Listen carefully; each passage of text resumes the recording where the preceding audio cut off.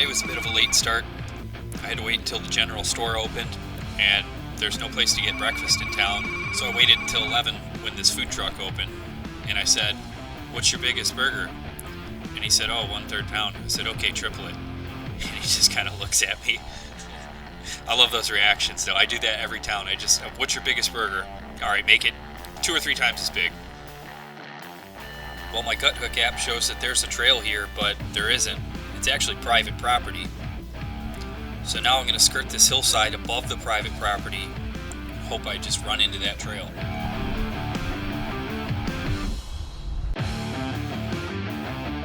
Well, this is probably the best view I've gotten of Twin Lakes yet. And over there is the valley I came down yesterday from Mount Hope.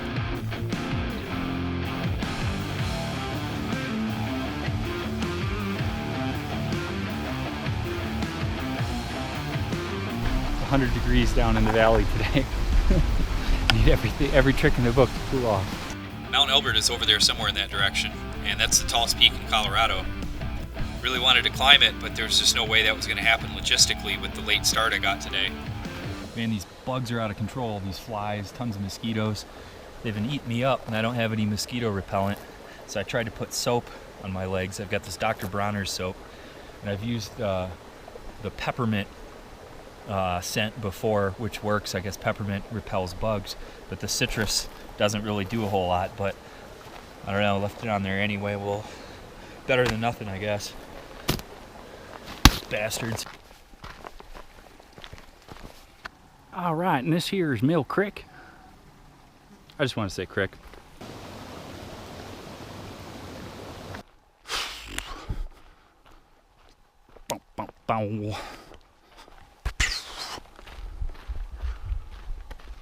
Send an email and tell them their sunglasses suck. What brand? They're Julbo. Drool Bro? Julbo, they're like a French company. Really? The chips have 100 Well, chips, no, like, yeah, there's a lot of grease and stuff in them. 170 calories per ounce for a lot of them. I got some pretzels, and those, like, I get hungry right after the pretzels. Like, yeah, I don't know what to do with those things.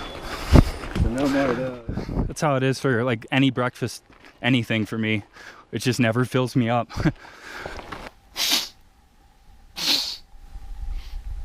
Snot rockets. Hot Pockets. Come on, that's good. I've been craving kettle cooked salt and vinegar chips on this trail a lot, and Yeah, I'm so excited. I bring tons of chips now every time. Yeah. And the salt and vinegar, yeah, they're so good. So good. Mm-hmm. Salt and vinegar. Or my 8th grade science teacher always called vinegar vinegar. Mm-hmm. Add 5 milliliter vinegar. What are you vinegar?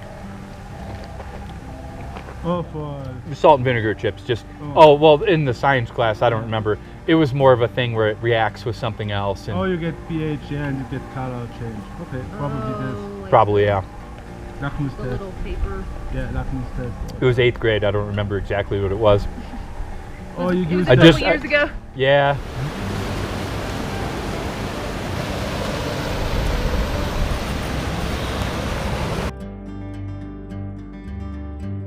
So Dixie and I have been hiking together on and off today, just playing a little bit of leapfrog, and we bumped into this really weird guy a while back. He's probably in his 70s, super skinny, bright yellow shirt tucked in, and holding this matching fly swatter. Nothing else, no backpack, no water, nothing but the fly swatter. He talked for like 20 minutes straight without a gasp for air. Was just going on about his disdain for all the Texans who come up to Colorado for vacation.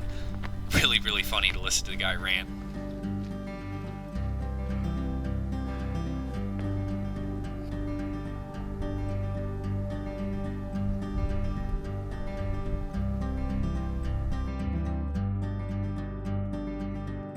My girlfriend in Colorado.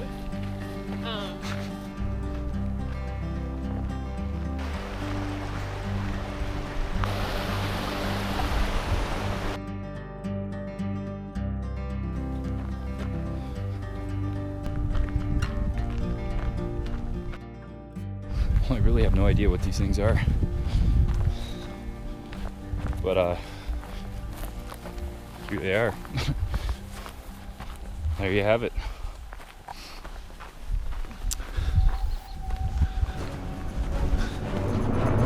Get to the chopper! Well, those guys have been flying around yesterday and this morning. I wonder if they're looking for somebody. If they are, he needs to get to the chopper!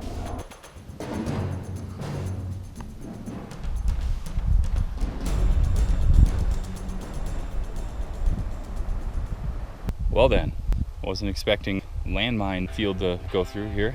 But it'd be safe to touch the sign. Boom!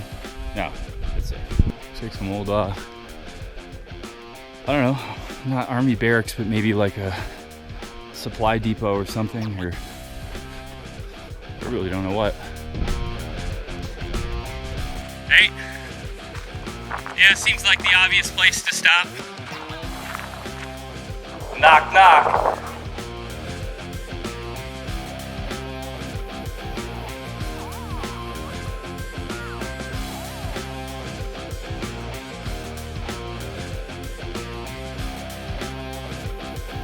I suppose you've seen one, you've seen them all when it comes to these rooms.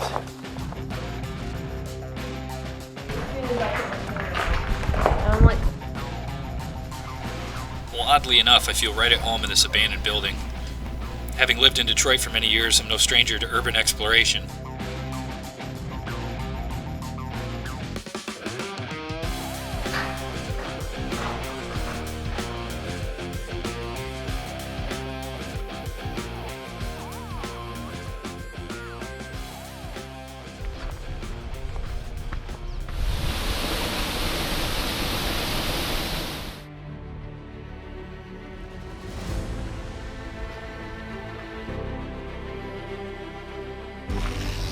Good. About 5 or 6 behind.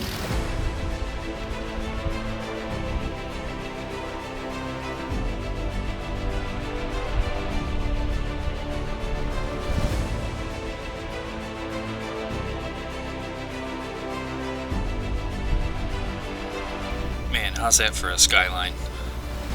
She's a beaut. Well, I'm almost at the top of Kokomo Pass. It's been a 3,000 foot climb, but honestly not even that bad. But I guess nothing's that bad after climbing Mount Hope. And that's probably why they call it Mount Hope too. Like, I hope I never have to climb that again.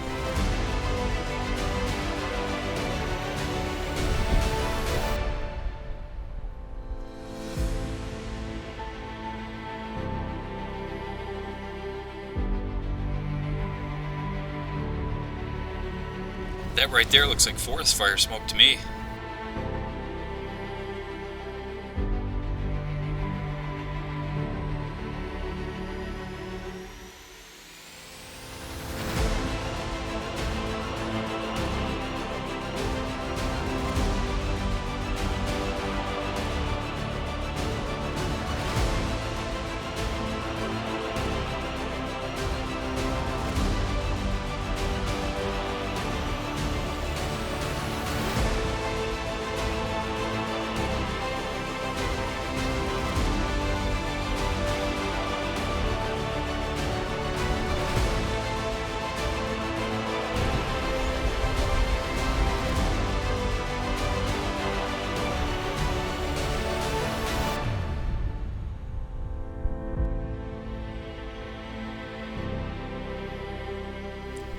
So I mentioned living in Detroit earlier, and honestly that's a big reason why I'm out here on the CDT in the first place.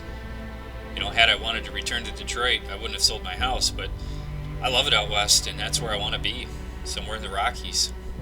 So by severing ties with Day Toilet, I'm basically forcing myself to move after the hike. And I realized before the hike, there's never going to be a perfect time to make these big moves in life. And sometimes you just got to take that first step, commit to it, and have faith in yourself.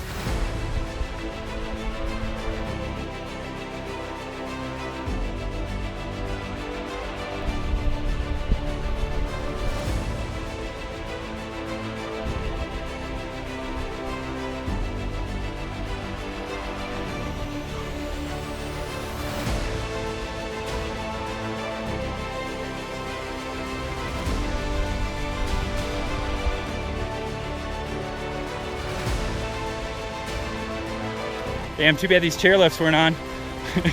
Where it like started up there so that we could make it. But it was To the hamburgers. to the burgers. A nice round number they picked, 17. At least it doesn't say strictly enforced.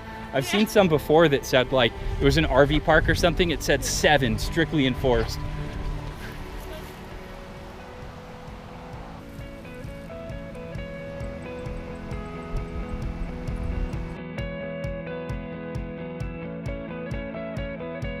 Another parachuter.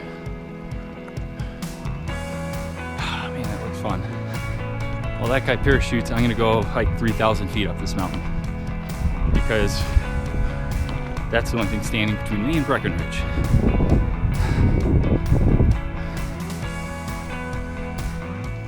So last night was one of the strangest moments I've had on trail. The trail passes through Copper Mountain Ski Resort, so Dixie and I stopped at a restaurant to eat, and then we headed over to 10 Mile Creek just outside of town to camp for the night. It was about 11 p.m. then. Dixie and I were setting up camp, and this guy walks by in the darkness and just shines his light on Dixie and I. He says, "Are you lost?" I'm like, "No, just camping here." He says, "Oh, I thought you were an animal." Well, we thought that was pretty weird, but he left. And about 20 minutes later, this guy's riding his bike on a nearby trail and stops 50 feet away to shine this super high-powered spotlight directly in my eyes as I was laying there in my quilt cowboy camping. So I sit up and he's still shining that light directly in my eyes. Well, I turn on my headlamp and shine it back, letting him know, like, hey, there's a person here. And he keeps shining it. So after like a minute of this like standoff, I finally snapped and just said, "What the hell, man? It's the middle of the night. You need to be shining that light right in my eyes? What's your problem?" Then another 5 seconds go by. He turns his light off and rides away. It's so bizarre. Like, you're giving off some real rapey vibes here, dude. So that's Copper Mountain Ski Resort on this side, and Breckenridge on this side.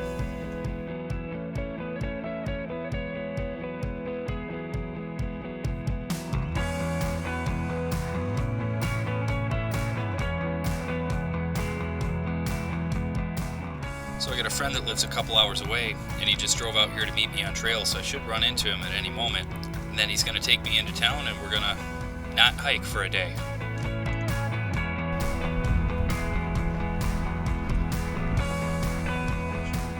Hey, Yogi. Hey, buddy. You done?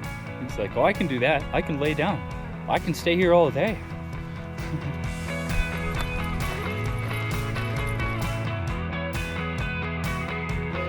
What was that one? The Sugarloaf fire or something? Or?